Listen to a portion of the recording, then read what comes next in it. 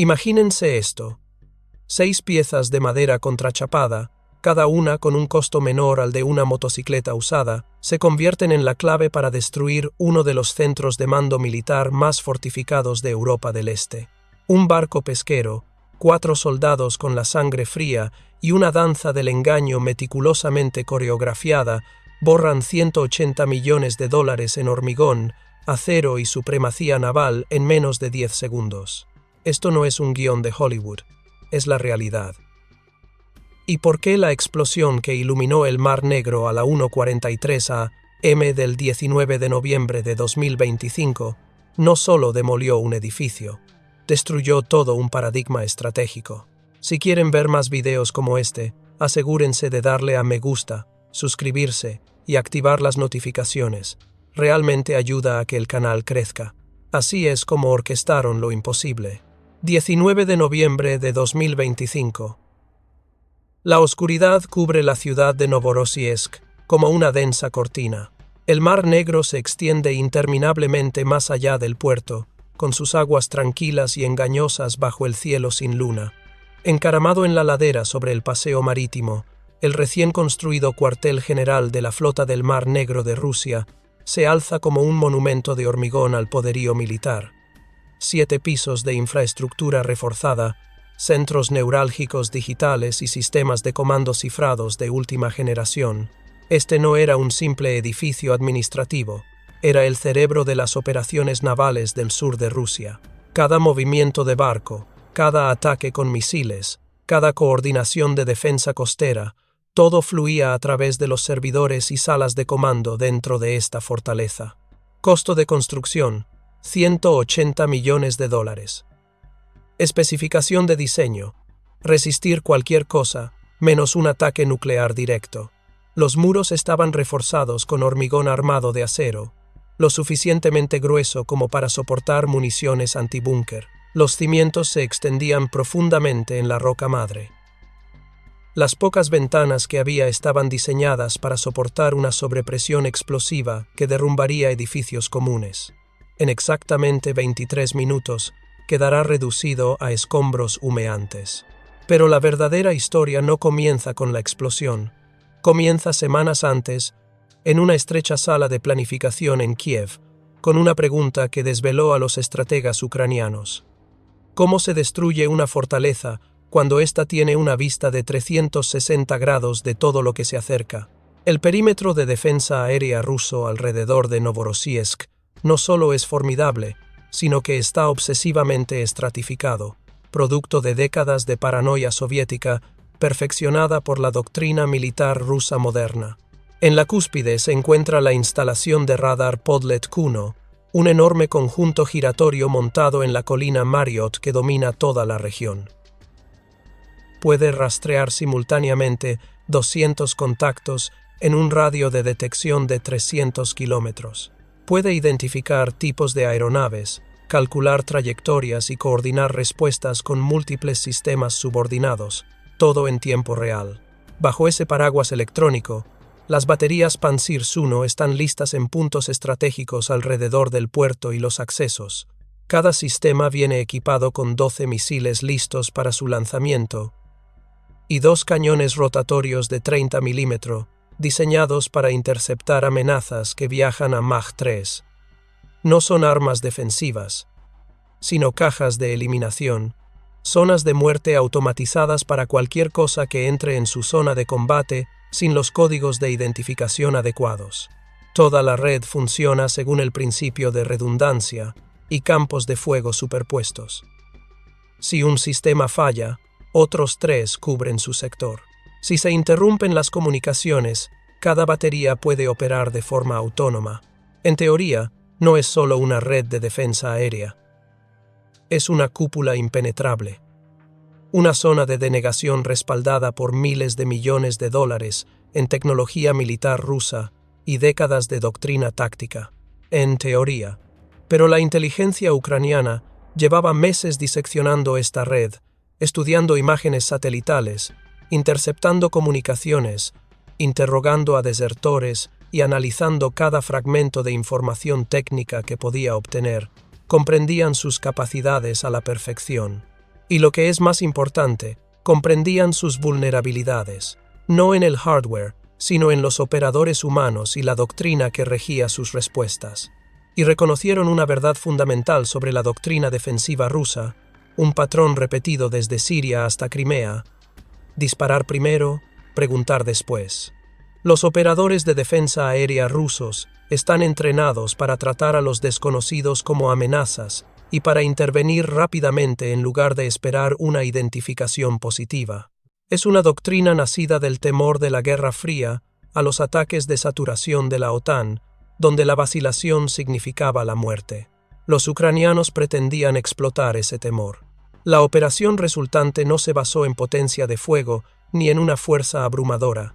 Se basó en la manipulación psicológica, en explotar la brecha fatal entre lo que detectan los sensores y lo que los operadores humanos creen estar detectando, en comprender que la mente humana, bajo presión, verá lo que espera ver, incluso cuando la realidad cuente una historia diferente. La misión recibió una designación clara: Operación Ojo Ciego, y todo comenzó con un pesquero, sin identificación, a la deriva en aguas internacionales, 120 a.m.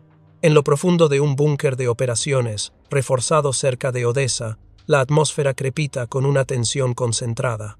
La sala está tenuemente iluminada, principalmente por el resplandor de las pantallas tácticas y los monitores de computadora.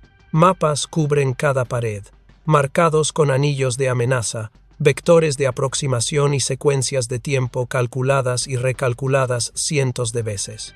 El comandante de la misión, Voron, un indicativo ganado tras años de operaciones encubiertas y una reputación de ejecutar misiones imposibles, se encuentra frente a una pared de brillantes pantallas tácticas con el rostro iluminado por una luz azul. Está rodeado de especialistas, oficiales de armas, expertos en comunicaciones, analistas de inteligencia. Su equipo ha ensayado cada microsegundo de este ataque en simulación digital durante 3 semanas, teniendo en cuenta las condiciones climáticas, los patrones de barrido del radar, los tiempos de vuelo de los misiles y 1000 variables más que separan el éxito de un fracaso catastrófico. Esta noche, la simulación se convierte en una realidad letal. Voron asiente con la cabeza. Nada de discursos dramáticos, nada de palabras motivadoras, solo un asentimiento. Fuera del búnker, en una posición de lanzamiento cuidadosamente camuflada, 3 misiles antibuque R-360 Neptune despegaron con estruendo de sus plataformas móviles en rápida sucesión. El rugido es ensordecedor. Las llamas iluminaron el paisaje por un breve instante antes de que los misiles desaparecieran inmediatamente en la negrura del Mar Negro. No se trata de proyectiles convencionales. Cada Neptune es un sofisticado sistema de armas que representa la capacidad militar industrial autóctona de Ucrania, prueba de que ya no dependen únicamente de las importaciones occidentales. Cada misil transporta 150 kilos de octol de alto explosivo, diseñado específicamente para penetrar estructuras militares fortificadas. La ojiva está diseñada con un mecanismo de espoleta retardada que le permite atravesar las capas de protección antes de detonar en las profundidades del objetivo.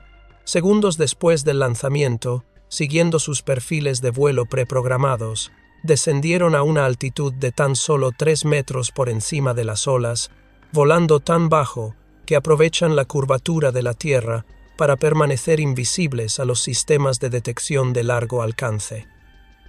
A esta altitud, se encuentran por debajo del horizonte de radar de la mayoría de los sistemas de búsqueda naval. Las ondas de radar simplemente pasan sobre ellos, incapaces de detectar las señales de retorno de objetivos ocultos tras la curva del planeta. Pero Voron comprende una verdad fundamental aprendida a través de la dolorosa experiencia en esta guerra. Lanzar misiles contra una red de defensa aérea de $1.000 millones es un suicidio táctico a menos que primero se logre un objetivo crítico: hacer que el enemigo mire en la dirección equivocada. Aquí es donde el plan se vuelve verdaderamente elegante. A 90 kilómetros de la costa, ocurre un suceso inesperado. Un arrastrero pesquero desgastado y anodino, sin marcas nacionales ni rasgos distintivos, simplemente Otro buque que podría pertenecer a cualquier nación ribereña del Mar Negro apaga los motores y se detiene a la deriva en el suave oleaje. La tripulación se mueve con experta eficiencia, retirando lonas de equipo que definitivamente no pertenece a un pesquero. Desde algún lugar de su desgastada cubierta, oculto hasta ese momento, un lanzador neumático cobra vida con un silbido mecánico. 6 pequeños objetos aéreos se elevan hacia el cielo nocturno en rápida sucesión, con sus diminutos motores de motosierra zumbando mientras unas ligeras alas de espuma estabilizan su vuelo. Parecen casi cómicos, como maquetas de aviones gigantes construidas en un garaje, porque eso es esencialmente lo que son. Son señuelos, drones sencillos construidos con madera contrachapada, diseñados a la inversa a partir de los diseños rusos de Gerán. Una deliciosa ironía que no pasó desapercibida para los ingenieros ucranianos que los diseñaron. Costo unitario: aproximadamente $9,000 cada uno, menos que unas vacaciones de lujo, menos que un coche usado decente. Las estructuras están literalmente construidas con madera contrachapada y espuma de calidad profesional. Los motores son motores de motosierra modificados, comprados comercialmente. Cualquier adolescente con un taller podría construir uno, pero debajo del fuselaje de cada señuelo hay una lente Lüneburg, un reflector de radar especializado que manipula las ondas electromagnéticas de una manera muy particular. Este sencillo dispositivo, esencialmente una esfera con capas cuidadosamente calculadas de diferentes materiales refractivos, recibe un pulso de radar entrante y lo refleja con una intensidad drásticamente amplificada. Para los técnicos de radar rusos, que monitorean sus pantallas desde Marriott Hill, observando las pantallas de fósforo verde en sus oscuras salas de control, estos artilugios de $9,000 registran datos idénticos a los de los bombarderos estratégicos B-50 y II. Enormes aeronaves con secciones transversales de radar del tamaño de graneros. La sincronización es matemáticamente precisa, calculada al instante. Los señuelos alcanzarán el perímetro de defensa exactamente 90 segundos antes que los misiles reales. El tiempo justo para provocar la respuesta rusa, la separación justa para obligarlos a agotar su munición en los fantasmas. Demasiado corto para que los rusos analicen adecuadamente lo que ven. Demasiado tiempo para que esperen conteniendo el fuego. Es una ventana que no se mide en minutos, sino en latidos. Dentro del centro de operaciones en Odessa, los anillos de visualización de amenazas se activan en la pantalla táctica como ondas en un estanque digital. El radar Podlet Kuno recorre su enorme arco, pintando el espacio aéreo con ondas electromagnéticas. Abajo, los sistemas de rastreo de la batería Pantsir inician sus patrones de escaneo, ávidos de objetivos. La trampa está tendida, el cebo está en el agua. Ahora comienza la fase más angustiosa, la espera. Voron observa la cuenta regresiva en su pantalla. Sus manos están firmes, su respiración es controlada, pero todos en el búnker saben que, a partir de este momento, 1000 cosas podrían salir mal. Un motor señuelo podría fallar, el viento podría cambiar y alterar las rutas de vuelo. Un operador ruso podría dudar en lugar de disparar. El radar en Marriott Hill podría sobrevivir de alguna manera a lo que está a punto de sucederle. La guerra es caos. Los planes son solo conjeturas fundamentadas sobre cómo sortear ese caos. Pero Voron tiene una carta más que jugar. Una que fue colocada hace 11 días, por 4 hombres que entraron en la boca del lobo y colocaron una bomba de relojería bajo sus pies. 11 días antes, los acantilados de la colina Marriott. 4 operadores de las Fuerzas de Operaciones Especiales de Ucrania, SSO, yacen absolutamente inmóviles en el polvo alcalino, ocultos en una depresión poco profunda que apenas merece ser llamada cobertura. Están envueltos en trajes Gilie con supresión de firma térmica que los hacen visualmente indistinguibles de la piedra caliza y la vegetación circundante. Los trajes son obras de arte, confeccionados a mano con vegetación local entretejida en la tela, diseñados para romper la silueta humana y anular tanto la observación óptica como la imagen térmica.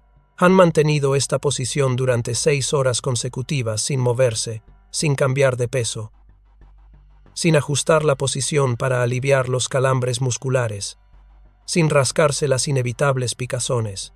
6 horas de disciplina absoluta, respirando lentamente por la nariz, deseando que sus cuerpos se integren al paisaje. Su objetivo, el vehículo radar Podlet Kuno, estacionado a solo 50 metros de distancia, lo suficientemente cerca como para alcanzarlo con una piedra, pero bien podría estar en la luna. Entre ellos y su objetivo se encuentra un guardia perimetral ruso, fumando tranquilamente un cigarrillo mientras navega por las redes sociales en su teléfono. Es joven, quizá de 22 años, aburrido como un loco haciendo la guardia de medianoche. Su rifle cuelga suelto sobre su pecho. Camina con un ritmo predecible. 10 pasos a la izquierda, pausa, 10 pasos a la derecha, pausa. Cada pocos minutos revisa su teléfono. El brillo de la pantalla ilumina su rostro en la oscuridad. Aburrido, complaciente, ajeno. El líder del equipo, indicativo, fantasma, observa a través de su visor nocturno, observando los patrones del guardia, contando los segundos entre movimientos. Su monitor biométrico de frecuencia cardíaca, atado a su muñeca y visible solo para él, marca 55 pulsaciones por minuto. Tranquilidad de manual, control absoluto. Ghost es un veterano de operaciones que la mayoría de la gente jamás sabrá que ocurrieron, en lugares que oficialmente no aparecen en los informes de misión. Lo han condecorado 4 veces y ha sobrevivido a situaciones que han matado a operadores mejor entrenados. Ha aprendido una lección crucial que distingue a los vivos de los muertos en esta profesión. La paciencia es un arma. El centinela gira un momento, distraído por algo en su pantalla, probablemente un mensaje de su novia o un video gracioso. Durante exactamente 4 segundos, su atención está completamente absorbida. Ghost inicia el movimiento. No es una carrera. Ni siquiera es un gateo en el sentido convencional. Es un avance calculado, medido en fracciones de pulgada, una técnica aprendida de instructores que la aprendieron de operadores del MACV-SOG de la era de Vietnam, quienes la aprendieron de rastreadores indígenas que podían moverse por la selva sin tocar una sola hoja. Cada transferencia de peso toma 5 segundos completos. Cada avance de una rama es seguido por una congelación, permitiendo que el paisaje se asiente y que las piedras removidas dejen de rodar. Cada grano de grava desplazada resuena como un trueno en el profundo silencio, pero Ghost no acelera. Aceleración equivale a detección, fracaso de misión, muerte. 10 minutos para recorrer 9 metros. Llega al tren de aterrizaje del enorme transporte militar KAMAZ, que sirve de plataforma móvil para el sistema Podlet Kuno. Sobre su posición, el radar zumba con miles de voltios circulando por sus sistemas. El campo electromagnético es tan intenso que puede sentirlo, haciéndole doler los dientes. El calor radiante del generador auxiliar es casi sofocante, como estar tumbado junto a un horno. El sudor le corre por los ojos, pero no se lo seca. Extrae un dispositivo compacto de su chaleco táctico, un bloque de explosivo 4 encapsulado en una carcasa impresa en 3D, fabricada con precisión para imitar un componente mecánico estándar. Desde una distancia de más de 30 centímetros, parece exactamente una tapa diferencial de repuesto o una caja de conexiones eléctricas. De cerca, bajo inspección, sería obviamente incorrecto, pero la gente no suele meterse debajo de vehículos militares e inspeccionar cada componente. Activa las abrazaderas magnéticas de montaje, colocando el dispositivo contra la parte inferior del chasis, cerca de las líneas de combustible y los sistemas hidráulicos, el máximo potencial de daño. Los imanes se enganchan con un sonido suave pero inconfundible. Clic. Los pasos del centinela cesan. Todo el cuerpo de Ghost se queda completamente inmóvil. Deja de respirar. Su mano sigue tocando la bomba, incapaz de retirarse sin crear movimiento. El haz de luz de la linterna del centinela barre el suelo y luego asciende hacia la parte inferior del vehículo. El haz ilumina las huellas de las botas de Ghost, y luego se dirige hacia el conjunto del diferencial, donde el paquete explosivo ahora se adhiere magnéticamente. Durante 3 segundos eternos, el tiempo se cristaliza en fotogramas individuales. Ghost puede ver el haz de luz reflejándose en la superficie metálica a centímetros de su rostro. Puede oír la respiración del guardia. Calcula los ángulos. Si el guardia se agacha 15 centímetros más, si se agacha para ver mejor, la operación termina. Fantasma se convierte en una estadística de bajas, y los otros 3 miembros del equipo tendrán aproximadamente 30 segundos para decidir si intentan la extracción o abren fuego y mueren luchando. El guardia emite un sonido desdeñoso, algo entre un gruñido y una tos. Escupe al suelo, y la saliva cae a medio metro de la cara de Fantasma. Luego se da la vuelta y reanuda su ruta de patrulla, con el haz de luz de la linterna perdiéndose en la oscuridad. Fantasma no se mueve durante 1 minuto completo. Cuenta 60 segundos mentalmente, obligándose a esperar, aunque su instinto le grita que salga de debajo del vehículo y se aleje de allí. Finalmente, suelta la respiración contenida en incrementos microscópicos, respirando silenciosamente aire fresco en sus pulmones ardientes. Le tiemblan las manos una descarga de adrenalina, perfectamente normal, pero se esfuerza por mantenerlas firmes. Activa el receptor de comunicaciones Starlink integrado en la carcasa de la bomba. Un pequeño LED parpadea en verde una vez, confirmando la activación, y luego se apaga. El dispositivo está ahora armado y a la escucha, conectado a una red satelital a 550 kilómetros de altura, esperando una señal cifrada específica que le indique que debe despertar y cumplir su propósito. Permanecerá inactivo, silencioso y paciente durante los próximos 11 días, mientras el personal ruso trabaja y duerme a metros de su propio mecanismo de ejecución. Los técnicos realizarán mantenimiento en el sistema de radar. Los oficiales realizarán inspecciones. Los guardias patrullarán. La vida continuará con normalidad, y la bomba espera. Ghost se retira de debajo del vehículo con la misma paciencia agonizante, los mismos movimientos microscópicos. 30 minutos después, los 4 operadores bajan de la colina, avanzando en la oscuridad hacia su punto de extracción. 40 minutos después, están en una lancha Zodiac navegando por las aguas negras, con la costa desapareciendo tras ellos. El reloj de la misión avanza. 11 días hasta que la bomba cumpla su propósito o se convierta en otra pieza de munición sin detonar que se corroe lentamente hasta la irrelevancia. Las probabilidades de que todo se alinee a la perfección, que el ataque principal ocurra, que la bomba funcione, que la señal la alcance, que detone en el momento preciso, son astronómicas. Pero así son las operaciones especiales. Hacer cosas astronómicamente difíciles y hacerlas parecer inevitables. Volvamos al momento presente. 1:40 y 1 a.m. Dentro del centro de mando de Novorossiysk, el ambiente operativo se mantiene relajado a pesar de la hora. El cuartel general naval funciona las 24 horas, pero el turno de medianoche suele ser tranquilo, papeleo, comprobaciones rutinarias de las comunicaciones, observación de las transmisiones de vigilancia que solo muestran agua vacía. Un almirante oficial de carrera, que ascendió de rango durante la era soviética y se adaptó al nuevo ejército ruso, disfruta de su café nocturno, una mezcla turca importada que cuesta más de lo que gana un marinero subalterno en una semana. Revisa los horarios de despliegue, planifica las rotaciones. Tranquilo, sabiendo que su mando está protegido por la red de defensa aérea más sofisticada de la región. Los operadores de radar conversan en voz baja en sus puestos, discutiendo planes para el fin de semana, quejándose de los salarios, las preocupaciones universales del personal militar en todas partes. La guerra se siente geográficamente distante, controlable, controlada. Claro, hay incursiones ocasionales de drones, pero son reprimidas rutinariamente. Los ucranianos apenas pueden mantener su propia capital defendida.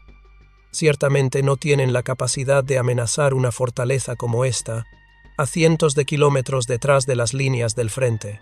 Entonces, todas las pantallas estallan simultáneamente con contactos. 6 enormes señales de radar se materializan en las pantallas de seguimiento, apareciendo aparentemente de la nada en el límite del rango de detección. El sistema de clasificación computacional las etiqueta automáticamente. Perfiles de bombarderos pesados, acercándose a una velocidad considerable. Altitud media, rumbo directo a Novorossiysk. El centro de mando se transforma al instante. La conversación informal cesa como si alguien hubiera accionado un interruptor. Las tripulaciones de defensa aérea se apresuran a sus puestos de combate, con sillas raspando, el personal corriendo. Las sirenas comienzan a sonar con su característico aullido. El almirante deja con cuidado su taza de café. Esa mezcla turca es demasiado cara para derramarla, y se dirige a la pantalla táctica principal. Su voz transmite la serena autoridad ganada durante décadas. Todas las baterías, armas libres, activen todos los contactos. Esto no es un simulacro. En cuestión de segundos, los sistemas Pantsir-1 responden con precisión mecánica. Se transmiten los códigos de autorización de lanzamiento. Los radares de control de tiro se fijan. Se calculan las soluciones de objetivo. Los misiles rugen desde sus tubos de lanzamiento en múltiples posiciones de baterías alrededor del perímetro del puerto, cada arma acelerando a velocidad de Mach 3 en 2 segundos tras la ignición. El sonido es tremendo. Un trueno crepitante que hace vibrar las ventanas y activa las alarmas de los coches en todo el distrito costero. Los operadores observan sus pantallas de seguimiento con una confianza profesional mezclada con auténtica emoción. Esto representa su competencia principal. Para esto se han entrenado. Tras meses de tareas rutinarias, por fin algo de acción real. Tienen confianza. Incluso son un poco arrogantes. Su equipo es superior. Su entrenamiento es sólido. Tienen una ventaja abrumadora en potencia de fuego. Creen que están a punto de lograr una victoria defensiva significativa. Derribar 6 bombarderos pesados ucranianos en un solo combate. Habrá medallas por esto. Ascensos. Cobertura periodística. Prueba de que las defensas aéreas rusas son impenetrables. Pero algo desafía inmediatamente las expectativas. El contacto del bombardero líder ejecuta una violenta maniobra de inclinación 4G que ningún fuselaje de B-52 debería soportar físicamente. La enorme señal de la aeronave se desvía repentinamente 45 grados a la izquierda, en un radio de giro que arrancaría las alas de cualquier bombardero estratégico. El misil interceptor ruso, diseñado para alcanzar objetivos grandes y relativamente lentos, siguiendo trayectorias balísticas predecibles, intenta corregir su trayectoria. Sus aletas de guía se desvían al ángulo máximo. El misil se inclina bruscamente persiguiendo al objetivo. Se pasa de la trayectoria por 300 pies, detonando sin causar daño en el espacio aéreo vacío. El objetivo 1 muestra una maniobrabilidad imposible. Los parámetros de velocidad son inconsistentes con la clasificación de bombardero.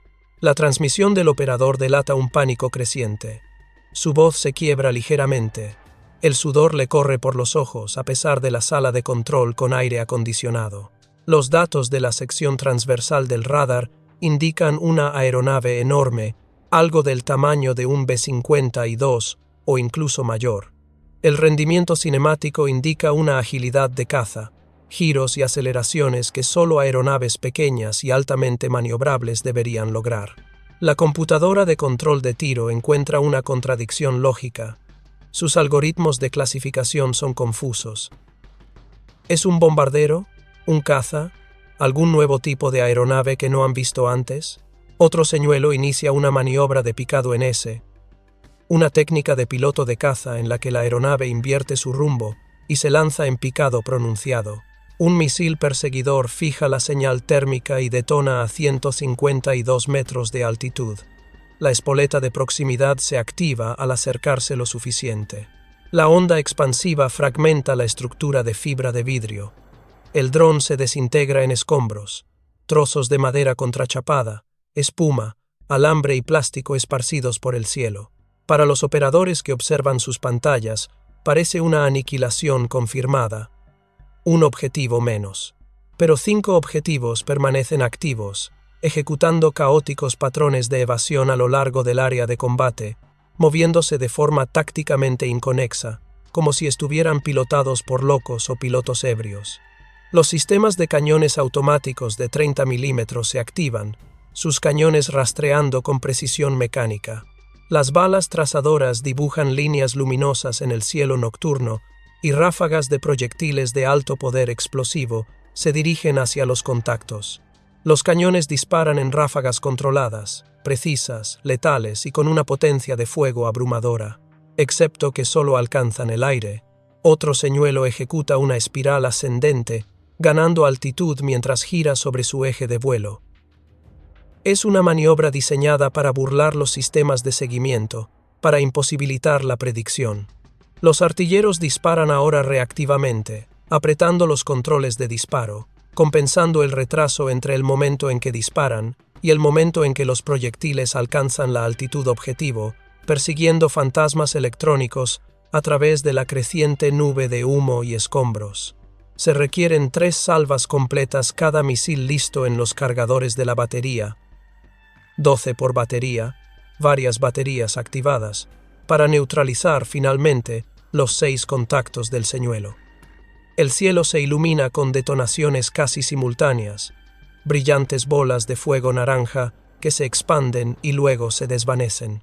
La gasolina residual de los sencillos motores de las cortadoras de césped amplifica el efecto visual, creando explosiones impresionantes que parecen exactamente derribos de aviones. Todos los objetivos neutralizados, espacio aéreo despejado, confirmen la destrucción de todos los contactos hostiles. Un teniente subalterno celebra en voz alta, con la voz entrecortada por la adrenalina y el alivio.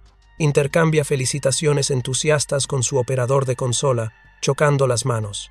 Creen haber logrado una importante victoria defensiva. Creen que acaban de interceptar una formación de bombarderos estratégicos que intentaba atacar Novorossiysk. Se imaginan las condecoraciones, el reconocimiento, contando esta historia en los bares durante años. Los demás operadores vitorean, riendo al liberarse la tensión. El almirante se permite una leve sonrisa. El café turco ni siquiera se ha enfriado. Entonces, el ruido electromagnético comienza a disiparse. El radar completa su barrido rotatorio, dibujando una nueva imagen del espacio aéreo. Caen escombros al mar. El humo se eleva con el viento. El cielo está vacío. No hay más contactos. No hay más amenazas. Pero algo va muy mal. El indicador de estado de munición en la consola principal parpadea con una sola palabra en cirílico. La expresión del teniente se desmorona. La sonrisa se desvanece en su rostro. Mira el panel de estado con creciente horror. Todas las baterías informan del mismo estado. Cargadores vacíos. Se requiere recarga. Observa el mecanismo de la grúa de recarga, situado a 500 metros de su ubicación actual. Protocolo de recarga estándar. 5 minutos mínimo, suponiendo que las tripulaciones ya estén en posición y los misiles estén correctamente posicionados. 5 minutos, si no tienen capacidad antimisiles. Grita órdenes urgentes por sus auriculares para pasar a los sistemas de cañones automáticos de respaldo, su última capa defensiva, de menor alcance, pero mejor que nada. Pero mientras los operadores intentan activar los sistemas de rastreo óptico, se topan con un problema inmediato. El espacio aéreo circundante permanece saturado de partículas de humo y escombros metálicos que descienden de los señuelos destruidos. Miles de trozos de papel de aluminio, alambre y plástico que formaban parte de los conjuntos de lentes de Lüneburg, que ahora caen como nieve metálica. Los sensores de rastreo óptico solo registran interferencias. El infrarrojo es inútil en la efusión de calor de 6 explosiones recientes. La computadora intenta rastrear miles de fragmentos individuales de escombros, ninguno de los cuales representa una amenaza real. Sin la guía del radar primario para filtrar la interferencia e identificar contactos reales, los sistemas de armas están prácticamente neutralizados. Están a ciegas. El disparo sería puramente aleatorio, esparciendo munición al cielo vacío. Y en ese preciso instante, Vorón, a 480 kilómetros de distancia, en su búnker de Odessa, pulsa una sola tecla en su portátil. La señal encriptada se transmite a un satélite, rebota a la Tierra y llega a un pequeño receptor que espera pacientemente bajo un camión Kamaz en la colina Mariot. La bomba dormida despierta.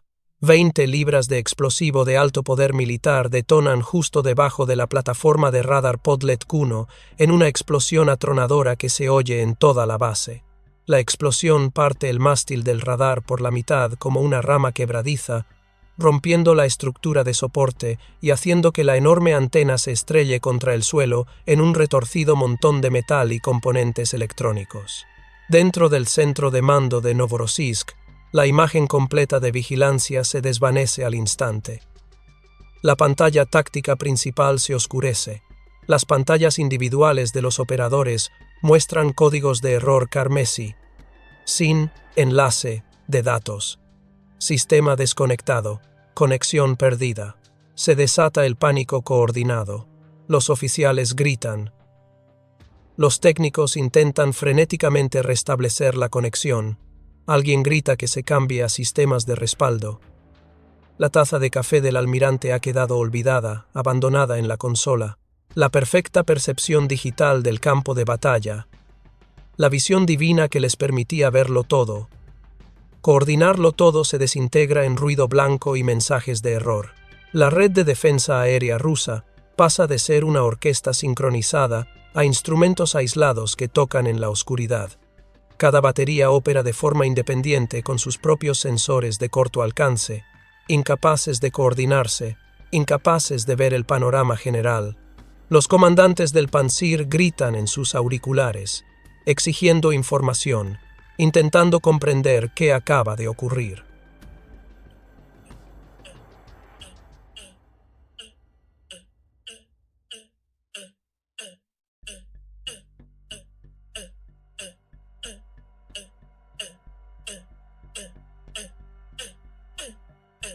Cambian a sus sensores locales de a bordo de mucho menor alcance, mucho menos capaces, desesperados por encontrar un objetivo, desesperados por recuperar el control de la situación.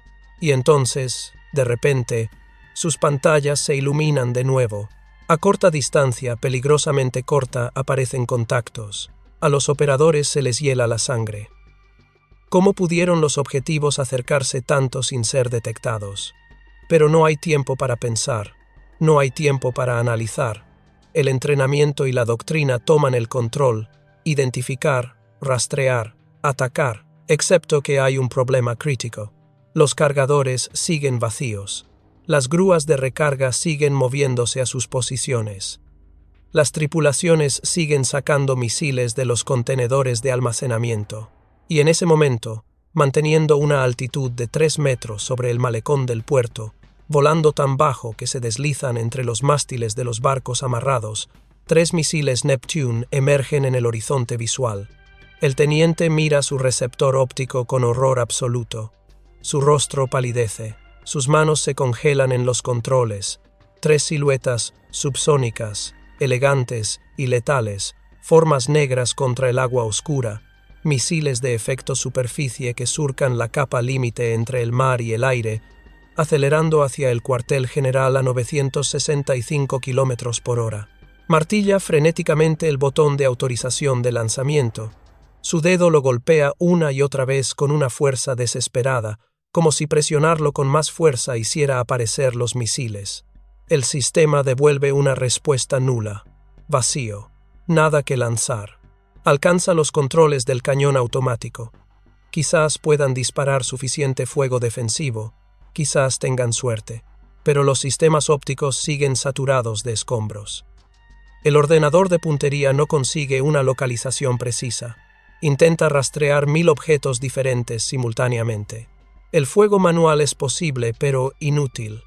A 965 km por hora, los misiles cruzarán la zona de combate en segundos, demasiado rápido para el seguimiento manual. La comprensión lo invade como agua helada, arrasando con la celebración de la victoria, la adrenalina, la confianza. Lo han manipulado, lo han engañado.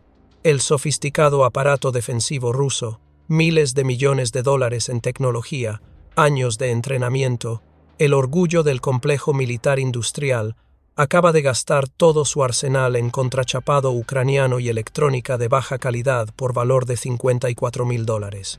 Y ahora la puerta está abierta de par en par para la verdadera amenaza. Los 3 Neptuno cruzan el malecón. El reloj de la misión marca 7 segundos para el impacto. El teniente abre la boca para gritar una advertencia, pero el sonido se apaga en su garganta. No queda más que observar. 1:43 a.m. Los 3 misiles Neptune cruzan el muro perimetral del puerto, con sus motores de turbofán rugiendo a toda potencia. 6 segundos para el impacto. La primera arma, designada como Misión Alfa, asciende ligeramente para despejar la línea de árboles circundante y los edificios bajos cerca del paseo marítimo. Su buscador de objetivos infrarrojos se activa con un zumbido agudo, escaneando el perfil de emisiones térmicas de la estructura objetivo mediante sofisticados algoritmos diseñados para diferenciar entre edificios, vehículos y señuelos. El cuartel general de $180 millones irradia una brillante señal térmica que contrasta con la fría temperatura ambiente nocturna. El deficiente aislamiento del edificio, un descuido en la construcción que probablemente alguien sobornó para que ignorara, lo hace brillar como un faro. Las salas de servidores generan un calor tremendo.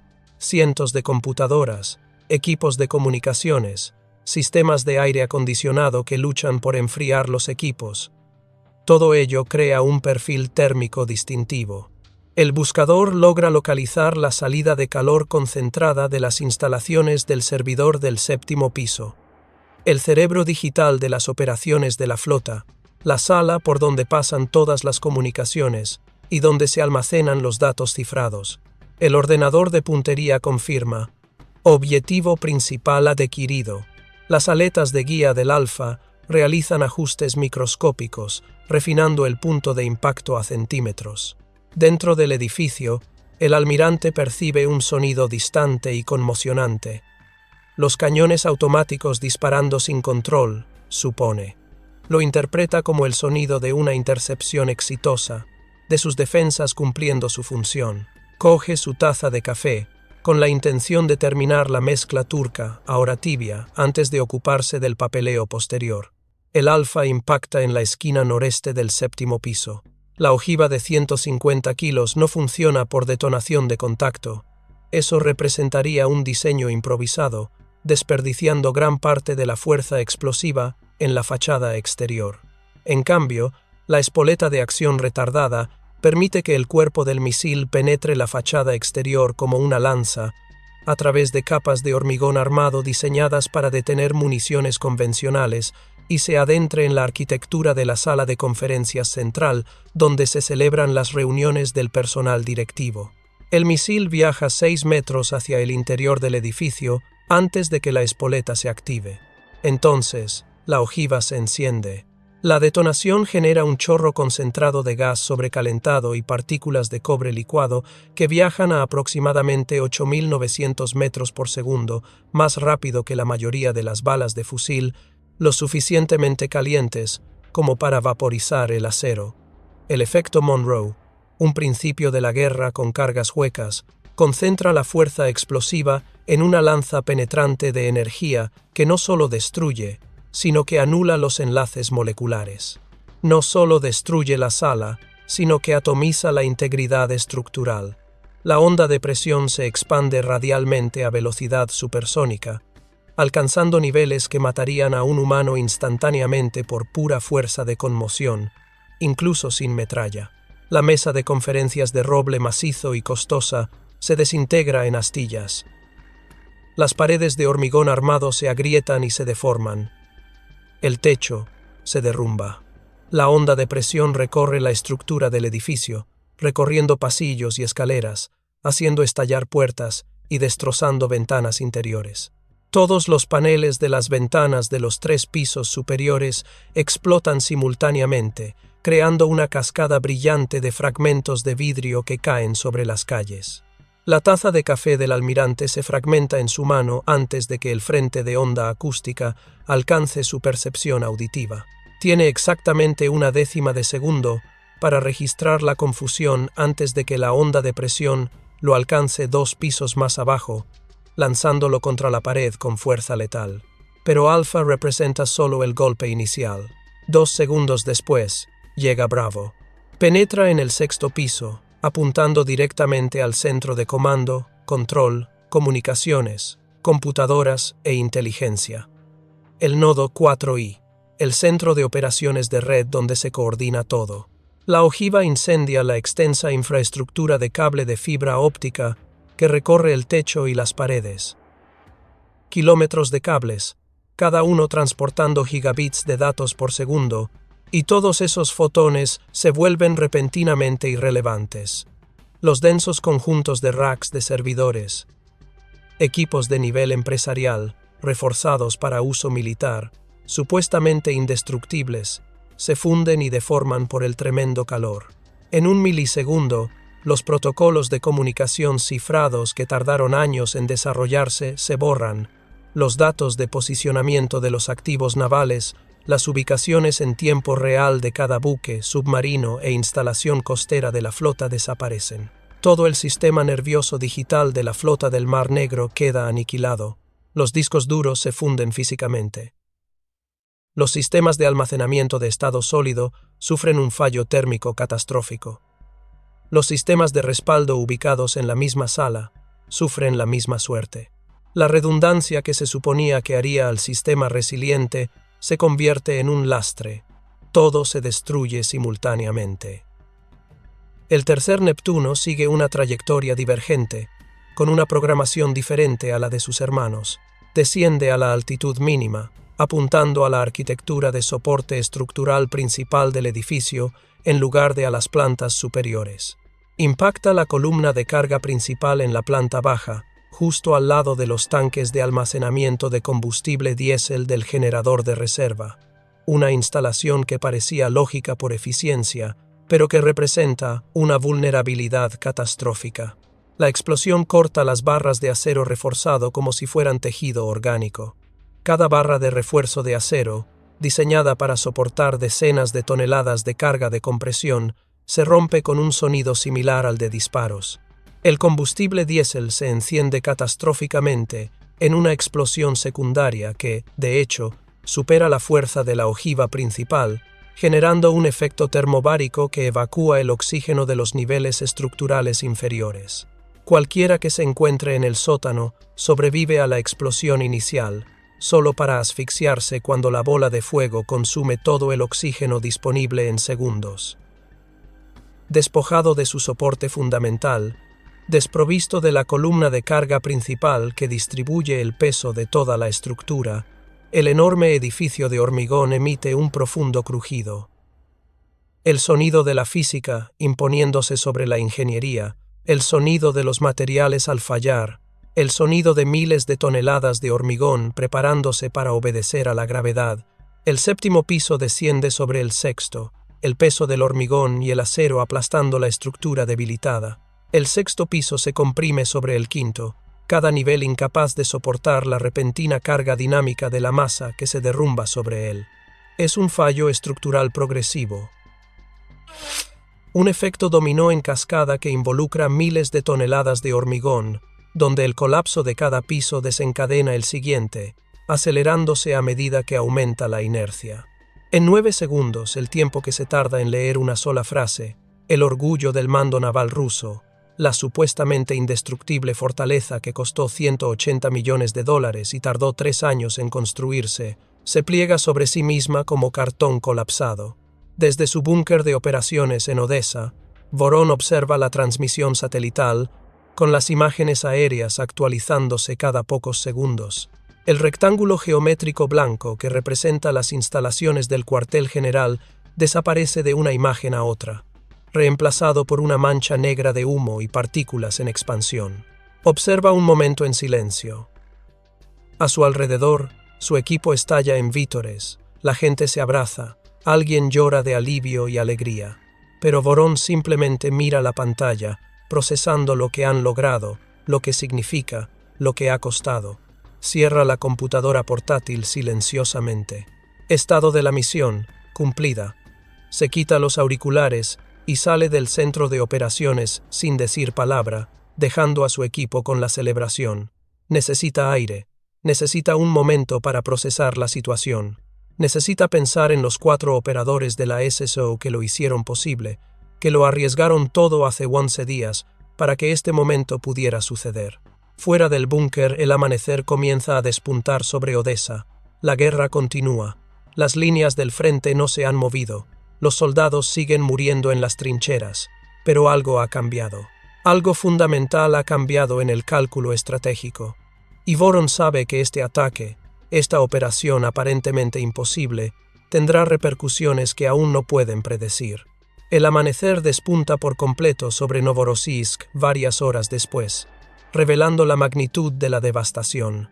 Los servicios de emergencia han estado trabajando toda la noche, pero poco pueden hacer más allá de asegurar el perímetro y buscar supervivientes. Los restos esqueléticos irregulares y humeantes de lo que existía apenas unas horas antes, el supuestamente inexpugnable centro de mando de la flota del Mar Negro, dominan el horizonte. Aún sale humo de los escombros. Los incendios aún arden en las profundidades de los escombros, a pesar de que los bomberos vierten agua sobre las ruinas. Toda la estructura se ha derrumbado sobre su propio terreno, creando un cráter lleno de acero retorcido y hormigón fragmentado. Calcular este ataque únicamente en términos monetarios y de hormigón destruido pasa por alto la verdadera magnitud de lo que acaba de ocurrir. El recuento físico es bastante devastador. Ucrania invirtió aproximadamente $6 millones en esta operación integral.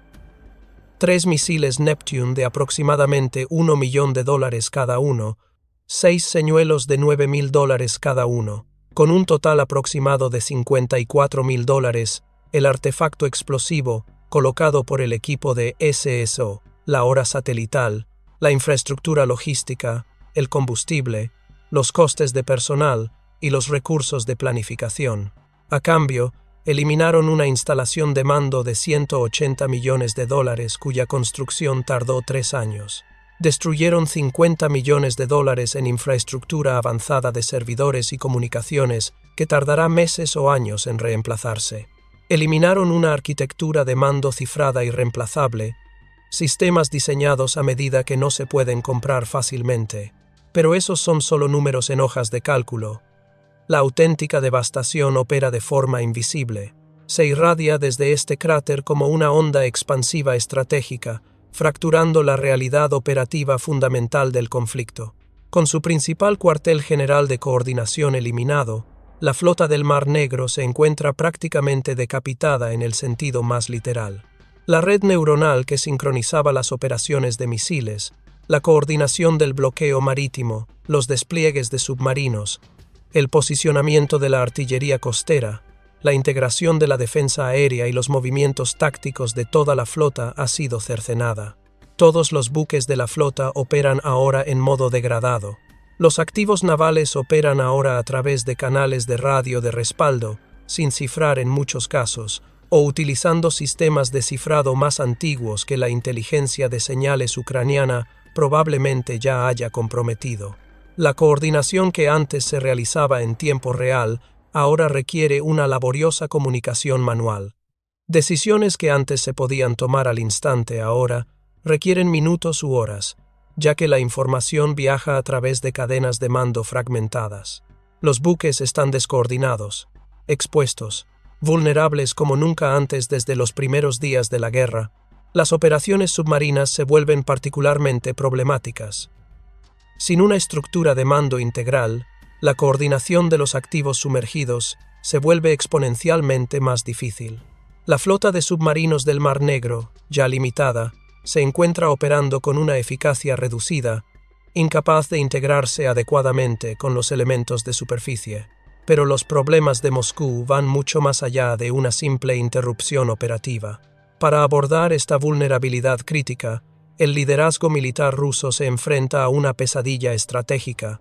Deben redesplegar los valiosos sistemas de baterías de defensa aérea. S-400 desde las posiciones activas de primera línea en las regiones de Jersón y Zaporizhia, para llenar el catastrófico vacío en su estrategia de seguridad de retaguardia. Esto no es opcional. No pueden dejar expuesta su infraestructura naval restante después de que este ataque demostrara que Ucrania tiene la capacidad y la voluntad de atacar objetivos en las profundidades del territorio controlado por Rusia. Pero el desplazamiento de los sistemas de defensa aérea hacia la retaguardia crea las correspondientes brechas en el frente. Representa una ecuación de suma cero, un compromiso fundamental sin buenas opciones. Cada instalación de defensa aérea reubicada hacia la retaguardia para proteger la infraestructura nacional crea un nuevo corredor aéreo para que los cazas F-16 y los drones ucranianos operen libremente en las zonas de primera línea en disputa. Las unidades que dependían de esa defensa aérea ahora se encuentran expuestas.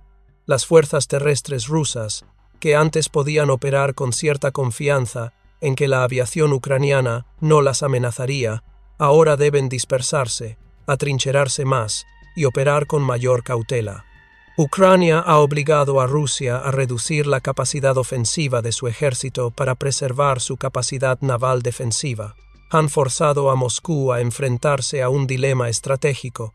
Proteger un activo necesariamente expone a otro. Pensemos por un momento en los 4 operadores de la SSO que lo hicieron posible. Días antes del ataque, no se limitaron a pulsar un botón desde un lugar seguro. No lanzaron misiles a cientos de kilómetros de distancia. Pilotaron una Zodiac inflable en aguas territoriales hostiles, navegando con la luz de la luna y el GPS, sabiendo que ser detectados significaba una muerte casi segura. Atracaron en una playa controlada por el enemigo. Recorrieron 9 kilómetros a través de terreno controlado por el enemigo, donde cualquier civil podría detectarlos, donde cualquier patrulla podría cruzarse en su camino. Avanzaron agazapados bajo la observación directa de centinelas armados no una vez, sino durante horas, para colocar munición explosiva en una instalación de radar estratégico. Ejecutaron su misión asignada con una precisión que no dejaba margen de error. Luego se esfumaron entre las sombras, reconstruyeron su ruta a través de territorio hostil, se retiraron de la costa enemiga y desaparecieron en el Mar Negro sin dejar evidencia forense de cómo lo lograron. Sin extracción en helicóptero, sin fuerza de reacción rápida en espera, sin caballería si las cosas salían mal. Tan solo 4 hombres, sus habilidades, su equipo y su disposición a arriesgarlo todo por una misión que la mayoría de los estrategas militares habrían declarado imposible. El hecho de que lo lograran, que probablemente estén vivos y realizando informes posteriores a la acción en algún lugar seguro, dice mucho sobre la diferencia filosófica entre las dos fuerzas militares involucradas en este conflicto. Mientras que una fuerza militar depende de la masa cuantitativa, la capacidad de producción industrial de acero, una potencia de fuego abrumadora y una doctrina de la era soviética que enfatiza la fuerza numérica, la otra libra la guerra mediante la resolución creativa de problemas, la precisión quirúrgica, el pensamiento asimétrico y la resiliencia psicológica. Esto representa la narrativa de especialistas técnicos e ingenieros que reconocieron que un dron comercial de $5,000 podría neutralizar un sistema integrado de defensa aérea de $15 millones, siempre que se comprenda la física subyacente con mayor profundidad que el adversario, siempre que se entienda que los operadores de radar ven lo que esperan ver, y siempre que se pueda aprovechar la brecha entre los datos de los sensores y la interpretación humana. Es la historia de los planificadores de misiones, que comprendieron que no es necesario igualar los recursos del enemigo si se puede manipular su proceso de toma de decisiones, que el engaño suele ser más valioso que la potencia de fuego, que las fortalezas del enemigo pueden convertirse en vulnerabilidades si se abordan desde un ángulo inesperado. Sirve como recordatorio de que este conflicto no es simplemente una competencia de maquinaria y producción industrial, a pesar de que a menudo aparezca en la cobertura mediática, repleta de recuentos de tanques y cifras de producción de proyectiles de artillería. En esencia, se trata de una lucha de personas que se niegan a someterse empleando su capacidad intelectual y determinación para equilibrar una ecuación que el análisis militar convencional declararía matemáticamente imposible de resolver. Las cifras indican que Ucrania debería haber perdido esta guerra en los primeros 3 meses. El territorio es menor, la población es menor, el ejército es menor. El presupuesto de defensa es una fracción del de Rusia. Toda métrica cuantitativa sugiere una derrota inevitable. Sin embargo, aquí están no solo sobreviviendo, sino innovando, encontrando maneras de contraatacar que trascienden los simples cálculos de fuerza relativa. Finalmente, este ataque tiene un impacto significativo en el panorama diplomático que va mucho más allá de las implicaciones militares. Durante meses, el Kremlin ha proyectado una imagen de estabilidad territorial a través de los medios estatales y las comunicaciones oficiales, comunicando a su población y a los observadores internacionales que el conflicto permanece geográficamente distante y contenido, que el territorio nacional mantiene un estatus seguro y que las ciudades e infraestructuras rusas están a salvo de las represalias ucranianas. Esta narrativa es crucial para mantener el apoyo interno. Mientras la población rusa crea que la guerra es algo que le sucede allá a alguien más, el apoyo sigue siendo manejable. Pero cuando la guerra llega a casa, cuando se destruyen instalaciones de retaguardia supuestamente seguras, el cálculo político cambia. Se suponía que Novorossiysk representaba la zona de refugio, la retaguardia intocable, donde los altos oficiales navales podían tomar café importado y realizar la planificación operativa con total seguridad, donde la guerra era una abstracción en los mapas en lugar de una amenaza física. Esa ilusión cuidadosamente construida ahora yace sepultada bajo hormigón fragmentado y acero retorcido, visible en imágenes satelitales que circulan por todo el mundo en cuestión de horas. Cuando se demuestra la capacidad de atacar la infraestructura de comando más segura del adversario con total impunidad, sin dañarla, sino destruyéndola por completo, se altera fundamentalmente el cálculo de la capacidad de negociación. Transmite una señal a los socios occidentales de que su apoyo material no se limita a mantener posiciones defensivas, ni a permitir que Ucrania mantenga la línea.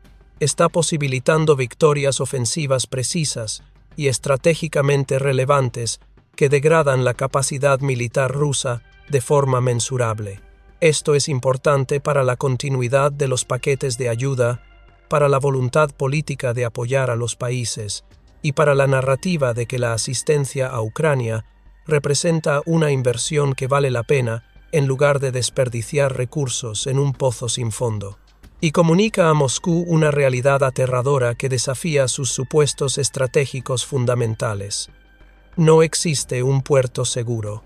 Si no se puede proteger el cuartel general más crítico, ubicado a cientos de kilómetros detrás de las zonas de combate de primera línea, protegido por múltiples capas de defensa aérea, reforzado contra ataques y atendido por personal militar profesional, si no se puede proteger eso, entonces no se puede proteger ningún activo estratégico, ni el puente de Kerch, ni las refinerías de petróleo, ni los depósitos de municiones, ni los centros ferroviarios, ni los centros de mando. Nada es verdaderamente seguro si el adversario está dispuesto a invertir los recursos y aceptar los riesgos de atacarlo. Esta constatación tiene profundas implicaciones para la planificación estratégica rusa. Ahora deben asumir que cualquier instalación fija es potencialmente vulnerable. Deben dispersar sus activos. Deben invertir más en defensa y menos en ataque. Deben desviar recursos a la protección en lugar de a la proyección de poder. Cada rublo gastado en reforzar las instalaciones de retaguardia es un rublo que no se gasta en operaciones ofensivas. Cada sistema de defensa aérea trasladado para proteger la infraestructura no apoya a las fuerzas terrestres. Cada hora dedicada a preocuparse por la seguridad de los puestos de mando es una hora que no se dedica a planificar el avance en el frente. Ucrania ha obligado a Rusia a adoptar una mentalidad defensiva, incluso cuando Rusia se mantiene nominalmente a la ofensiva. Han creado incertidumbre estratégica donde antes Rusia tenía confianza. Si este análisis de la estrategia triunfando sobre la fuerza bruta te pareció tan convincente como a mí, dale a me gusta. Realmente ayuda al algoritmo a conectar este contenido con otros que aprecian el análisis táctico inteligente por encima de las simples explosiones y el espectáculo. Y asegúrate de suscribirte, porque los acontecimientos en el teatro de operaciones del Mar Negro siguen acelerándose, y no querrás perderte el siguiente capítulo de esta historia en evolución. La lección aquí trasciende cualquier conflicto o enfrentamiento militar en particular. En la guerra moderna, el bando que piensa diferente a menudo derrota al que simplemente piensa en grande. A veces, el arma más devastadora no es la más cara, sino la que el enemigo nunca vio venir. A veces, la victoria no se logra igualando la fuerza del oponente, sino entendiendo sus debilidades mejor que él mismo. A veces, un dron de madera contrachapada de $9,000 derrota a un sistema de defensa aérea de $15 millones, no gracias a una tecnología superior, sino a una comprensión superior de los seres humanos que operan ese sistema. Este es el futuro de la guerra. No necesariamente alta tecnología, sino alta inteligencia. No necesariamente costoso, pero sí cuidadosamente considerado. No necesariamente una fuerza abrumadora, sino una influencia aplicada con precisión. Y esos 4 operadores que pasaron 11 días sin saber si su riesgo importaría, si la bomba funcionaría, si la misión se llevaría a cabo, ahora saben la respuesta. Su disposición a arrastrarse por el polvo y arriesgarlo todo importó más que miles de millones en infraestructura defensiva. Vale la pena recordarlo.